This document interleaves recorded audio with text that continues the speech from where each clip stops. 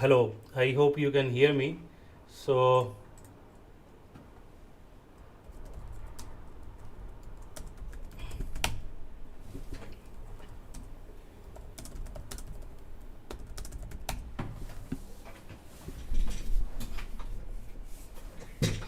okay. So finally, now we are back. So, uh, where were we? Yes. So I was trying to explain that as soon as you define a function in this way, it is an anonymous function, right? Where it is like uh, you are not defining it, but your definition contains in my total. Okay, so I hope Srinivas it clarifies your doubt, right? And let's now move on to basically our closure, right? So I say yes, we were here. So now what I am trying to do is we have created a function hello world, right?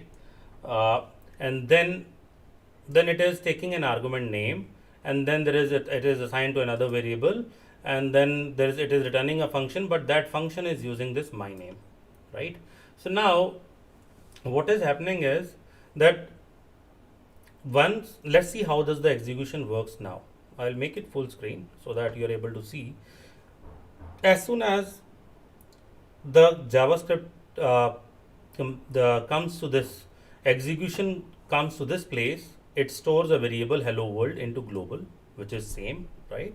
And then it comes here, we call the function, it basically return this thing, right? It goes inside the local execution context, and it basically assign that value to hello world, right? So here the local execution context is also destroyed, right?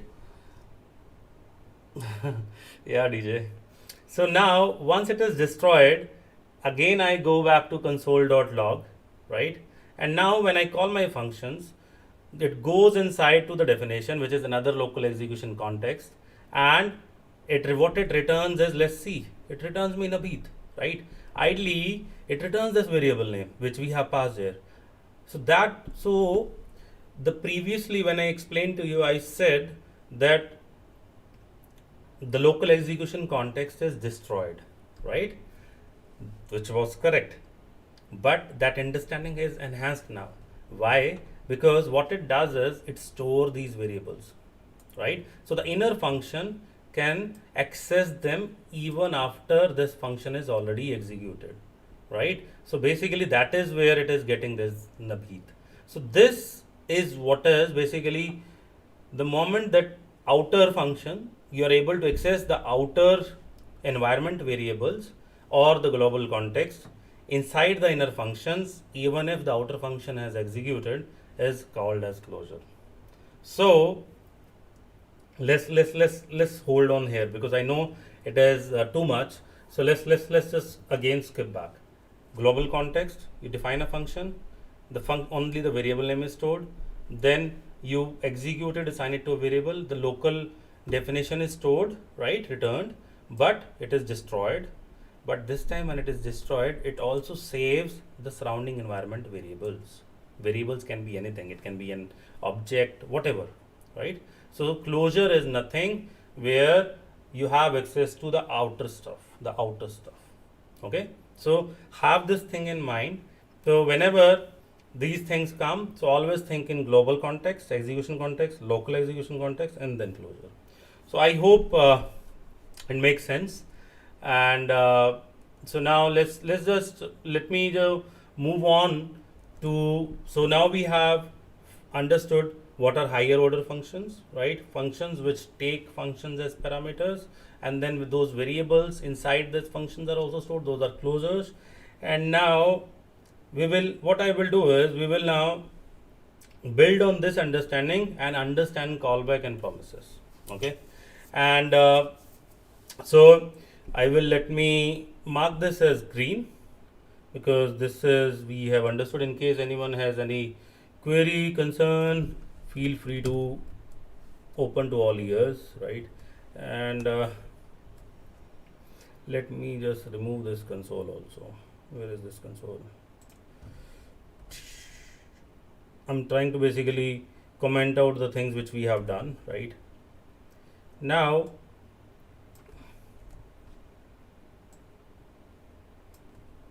I think I will need this one, so maybe let's use this one. Give me 1 second.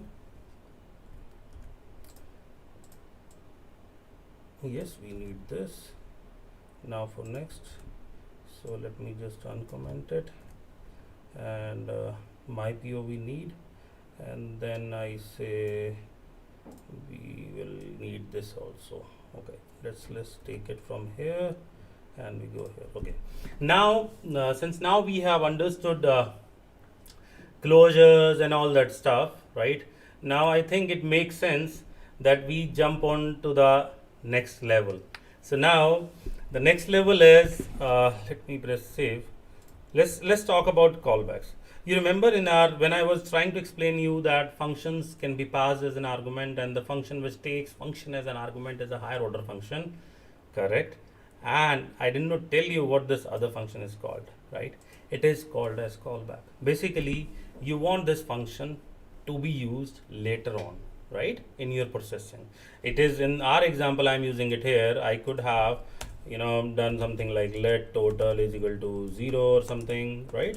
So basically I can keep doing my stuff and then I come back. Okay, can you just Srinivas as a course, can you just summarize in one more time in so that time is not sorry but miss the summary part. Okay, no problem. So functions are nothing but objects, we always understood.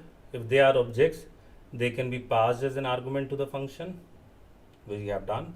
If they are objects, they are primitive kind of things, objects, they can be returned also. So we returned a function also, it has an anonymous one. And then if they can be returned also, then we from there we said that okay, what will happen to the inner functions? Will they be able to access the outer variables and all? So that is where we brought in the concept of closures, that okay, yes, the function when it was created, whatever is its surrounding environment, outer environment, those variables are basically stored. Okay, so I hope it is clear. Now moving on to the next part. So next part is this is the same thing but with a tricky thing. So callback is like something which you want to call back at later time, right? For example, in our example where we said double amount, I will double the amount, right? So where we have passed the function, this was double amount as a higher order one, function one, because I want to use it later, callback, you know. So that is what this function is called, right? Callback. Okay, so for example, I can have so now if I say console.log what is my PO, and then I want to pass function as my total, because my total is an anonymous function. Why? Because it is assigned here. Otherwise, if I have defined this is wrong, yeah. Correct. So basically now what I have done is, let me then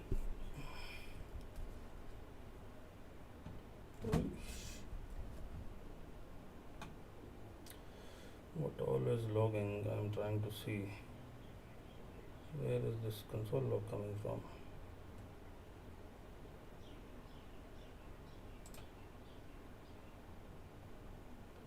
Uh, 51, it is coming from here. Okay, so basically what I'm trying to do is oh, I forgot the function name, sorry, my bad. I was thinking what is happening. It is logging both the things.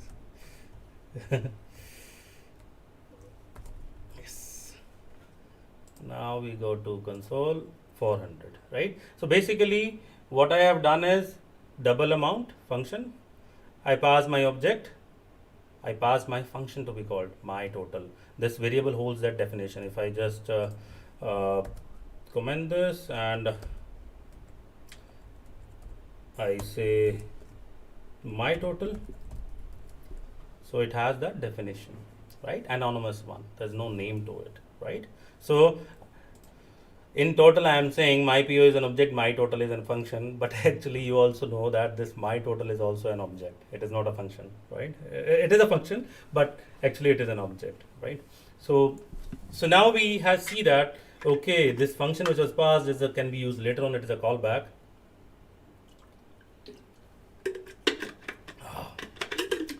Now let's move to another level. So another level is, this is more likely a synchronous processing where you called something, things were done, and basically you are able to log it, right? Now let's move on to the next part, which is asynchronous one, which is very important. For example, you have your CUI5 application and you want to call your ABAP servers, your ABAP OData services, and they will return something, but they will not be synchronous. They will take your own time and they will give back the result. So how do we handle them? So that is where this callback and this callback and promises comes into picture, right? So now, for example, there is a let's just have look at this. Let me comment this, and let's look at this function. Okay, set timeout is a function by JavaScript.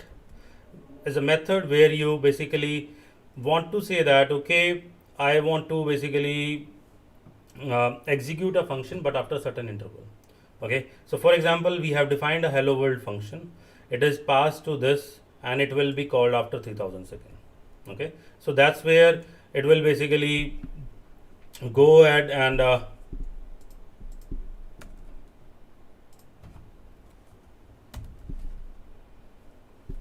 so basically what I'm saying here is that, okay, go ahead and kind of you take 5 seconds or 5000 milliseconds, right? And you basically I pass this function hello world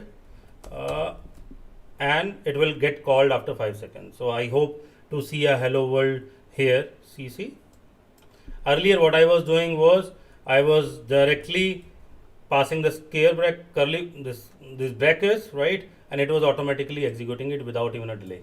But now I want that after do not execute, just pass the definition after 5000 milliseconds, which is 5 seconds, basically call this. So you will see here hello world 1 will come up after 5 seconds. So here it comes, right? So something which is happening, you do it right now, but the results come after some time. So that function which received those results is acting also as a callback. You can see this here also. If I say console.log function called, let's say function called, right? So you will see function called is logged before. This has been passed on. Once the system respond back, so you will be basically saying this hello world one, right?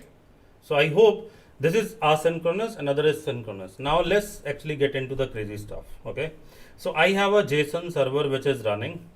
Json server is like you can think of it as an ABAP server. It's not an ABAP server, but I have an endpoint where we are able to see the data. For example, if you go here, so I have an endpoint EKKO where I am getting all the PO headers, and there is an EKPO endpoint where I am getting all the purchase order items, right? And this, how I have done is I have a node module JSON server installed, and what it does is all I have is a db.json. Inside it I have whatever data I want to showcase. So that data is basically acting as a being passed as an endpoint as a local server. Okay, and in case you want to run these, so you can run them also. For example, if I say get, it gives me the output, right? If I say get this EKPO, it gives me the output. And this is nothing. This is a HTTP REST client which I have in VS Code. And if you want certain PO to be found, for example eBalin1, it gets you those details.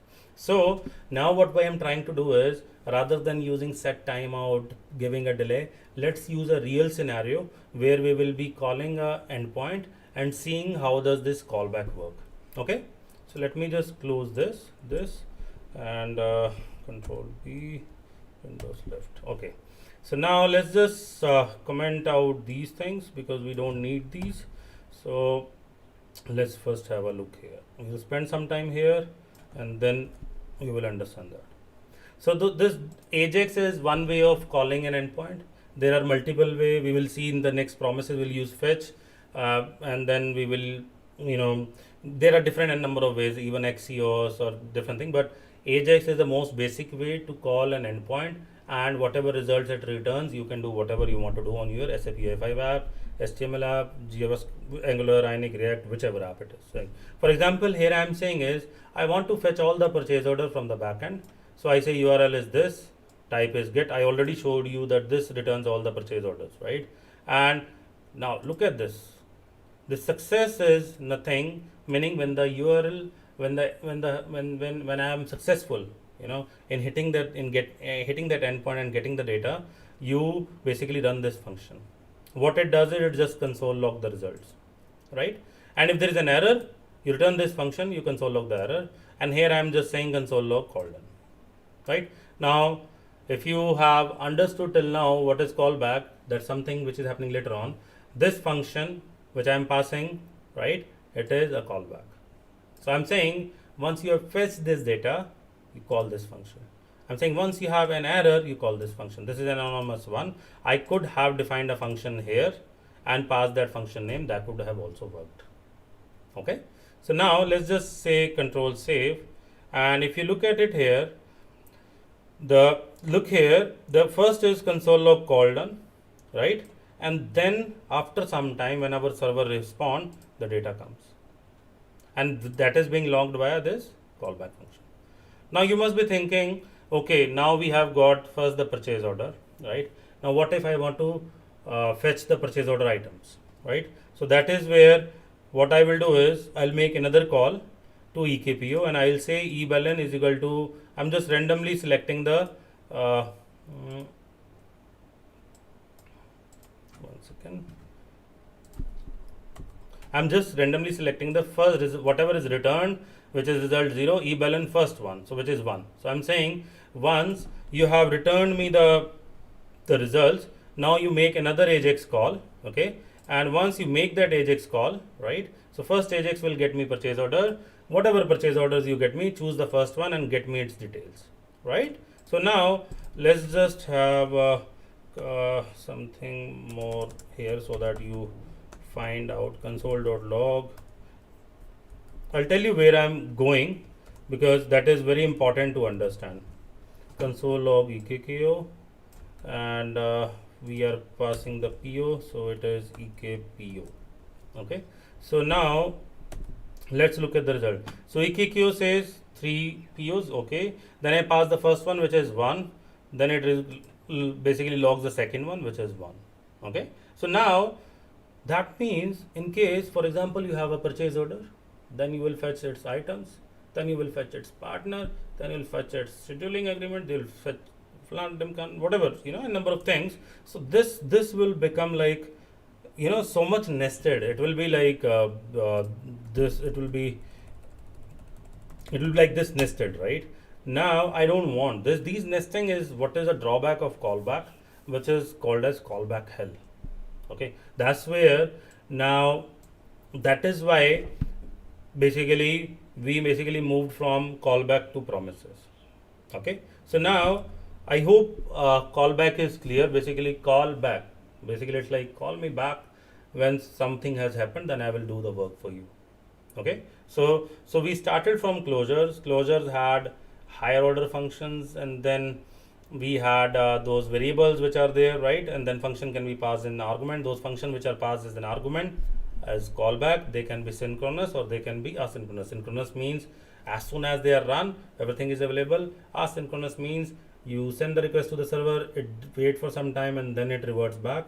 So that is asynchronous, right? So now since we are done with our callback, let me then comment this thing also.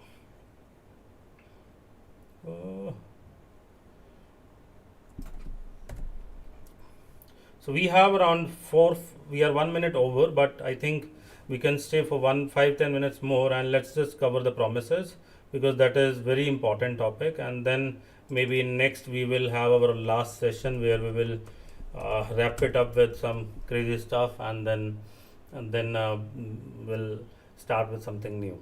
Okay, so now to do away with callback hell and all those things, so there's another new concept came, which is called as promise. Promise is like, for example, you give me a promise that okay, Navheet, I will do so and so thing if you do and do that, right? So promise is like the same, it's the same promise. So in the promise has 3 states. One is pending, that means it is like you will do those things if that happens, so it is in pending state. Now if that happens, then you do that is the promise's success. If that does not happen, then that promise has failed, right? So you don't keep the promise. So basically there are 3 status which remains, right? Now, promise is very helpful in, again, API calls. For example, you need to call your endpoint, for example, EKKO. So what it does is it returns you a promise that, okay, I will get you the data, right? There can be three cases which can happen. Either it will keep on pending, or it will say, okay, I got the data, or I did not get the data. So same way, where we have three states, right? How do we declare a promise? We say it as, I'm just trying to show you that, okay, this is how a promise is declared. I'm late for the party, will come back later to give it a deserved attention. No problem, Custodio. Thank you. Thanks for joining. So how do you define a promise? Normally is you say let, again, variable new promise. It's a constructor where you say that it can have two things. This function is called as an executor. Okay, you can have two things: resolve or reject. Either the promise is fulfilled or promise is not. If fulfilled, you say resolve. If not fulfilled, you say rejected. Okay, so let's just see for a timing. So let me comment that because it gets resolved. I will just comment it. Now you see there is a promise which is made. Nothing has happened, boss. I just made a promise to somebody that I will do something. So what is the status of that promise? Pending, right? Value is like this, whatever value I returned here is being passed if it is resolved, right? Now let me just uncomment it, right? If I say, let's first see if it is resolved. If I say true, right? So it says success because I have console log success and I pass the value as true. So what does promise as? Resolved, and value is true, right? So basically, you kept a promise, you will complete 10 developments in 10 minutes, right? So you were able to do it, so you say resolve true, so status is resolved, you are done. If you say I was not able to do it, let's say you are not able to do those 10 things, you say false.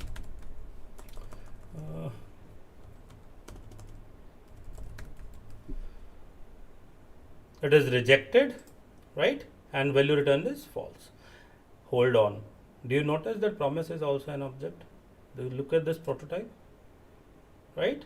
It is nothing but an object. It has different methods. We'll look at them. Right? So basically, promises has three statuses: pending, resolved, and rejected. Okay.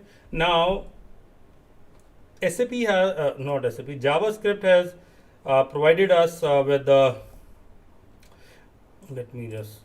Okay. So basically, when a promise is resolved, you can call this function as then, right? Inside then you can have two parameters. One is functions, which is for resolved. One is for rejected. Or if somebody reject that promise, you can have a catch. Okay. So these are the methods. For example, let me now comment this thing. Let's slowly build on it. Okay. It's a bit crazy. So let's give it some time. Function, hold on, function form. So let's just say that I say let promise let fetch data, okay, is equal to fetch this, okay, and let's just log it and see what happens. Okay, so we will just log it here. So it says console.log fetch data, which is unexpected identifier 103. Okay, this I comment, this also I comment. So now all I do is, let me just comment that so that you are not confused.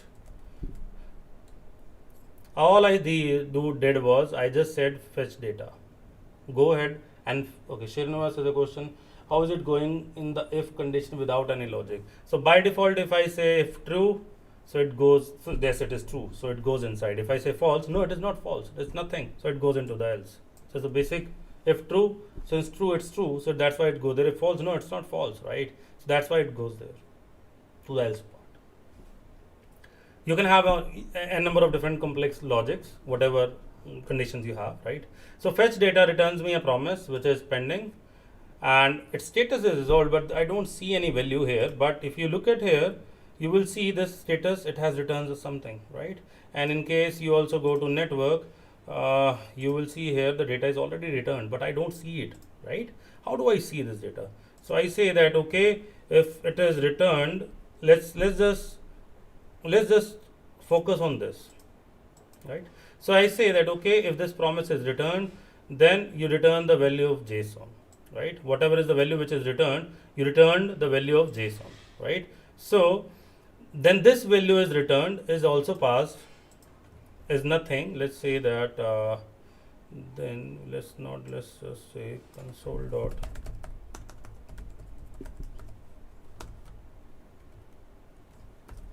I will explain you this, okay? So now,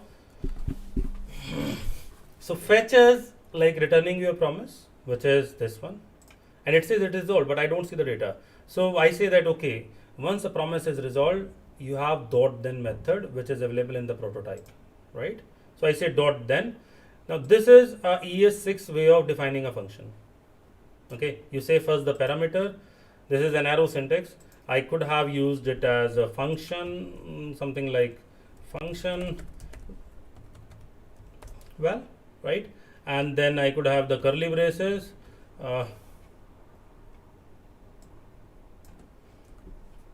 And done this, right? So it is one and the same thing. It is a short way, ES6. This is something which we will cover in the next session. So as of now, just think it to be like it's a function, right? It's a function which I'm defining with a shorthand syntax of ES6. So now this value, whatever response has come, I'm calling that response method JSON, which is nothing. It is also returning me another promise, but that promise has a value, right? So now I say that, okay, let's resolve that promise. And let's also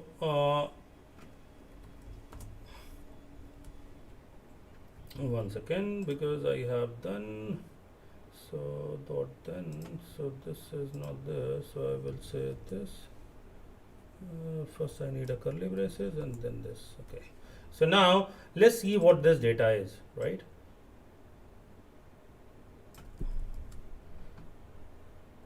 Right?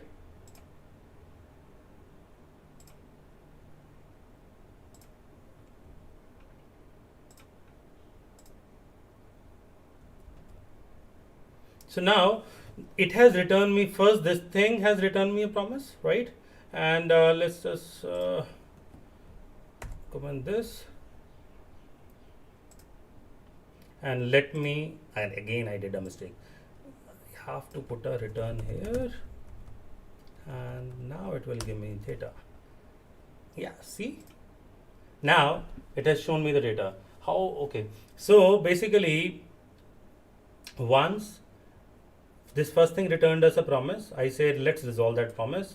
I resolved it with a function. That function returned me another promise. Now that promise contained the data. I said okay, return that value, and that value is piped into this function dot then, and that is where it is logged.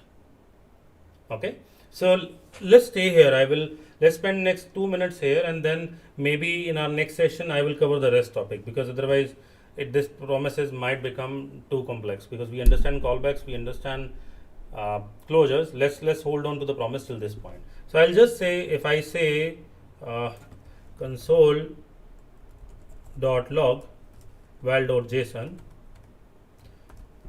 you'll see that this is a promise, right? It contains my data, right? This one. But how do I pass this data into this next one?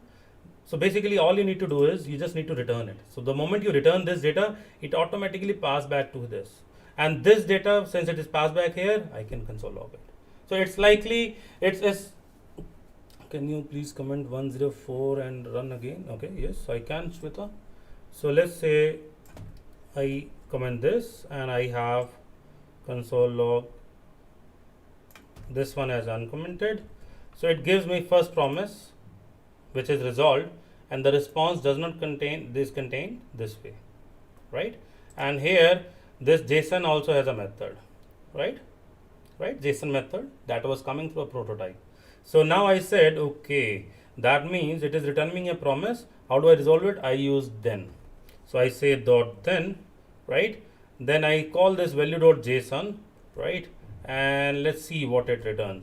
So that also returned me another promise, right? This one, for example, if I comment this fetch data, you will see there's only one promise which is coming because of this, right? So this promise is resolved, but it contains my data, right? So that means I have to resolve this promise also. So what I will do is only comment 104 and uncomment 105. Okay. So 104 I uncomment, and I just 105 is uncomment. No problem. It is okay to be confused. And let's just say that you have this promise, and then let's log what is coming. Okay. So if I log, you see this response is coming, right? Whatever was coming here, the same thing is passed as a data. So whatever response you see is also passed here. Where is that? No, it is resolved now, because if you then comment this, so whatever you see here, response, the same thing comes there. Okay. So now let's just console log this. Okay. So it gives me the data. Basically, this is nothing but a response out of which I am getting the JSON method I am using to get the data. Okay. If I just say console log val, okay, then it will just, you see, this is the response which we got, and I want to fetch the data from this. So what I do is I use val.json method. This JSON method is in prototype, and once I do that, I get a promise. This method is returning me a promise, right? This promise is nothing but it contains the data. So what I do is I return it rather than logging it. I say return this, right? And I say then pipe it into next one. Dot then is I'm resolving this promise, and then I console log, and you see now I have the data. So just to summarize, I'll stop here. It's overwhelming, I understand, which is okay. So maybe let's just summarize, and then we will be in a better position to understand.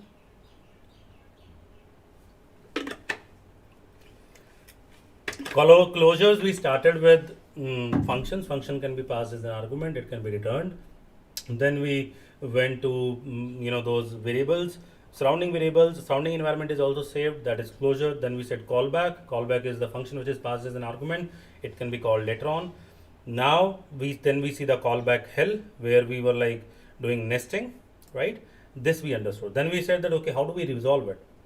Basically this nesting. So that is where the concept of promise came. Promise is like you give me a promise and you will do certain thing in future. If you do it, it is resolved. If you don't do it, it is rejected. Till the time that time has not reached, it is pending, right? And then once I say fetch, for example, I said fetch data from purchase order. So it returned me a promise. Then I resolved that promise using dot then, right? Now how do I extract that data from that response? Is from value.json method. This JSON method is a prototype. It is coming via prototype chain, right? And then this also returns me a promise. So this promise, how do I resolve? I say dot then. This is another. Then I got the data, right? So basically, these fat arrow syntax are nothing but a shorthand for those functions. It is nothing but function with a parameter val, and that function returns this. It is a function with parameter data, and it returns that. So I hope you are clear and crystal clear. I think I'll stop here because I wanted to clear that hell thing, but it is okay. So maybe what we'll do is we'll cover those things in the next session. And till then, thank you for joining. Do attend SAP Online Track, and thanks for sharing. Do subscribe, do share, do learn, and stay safe.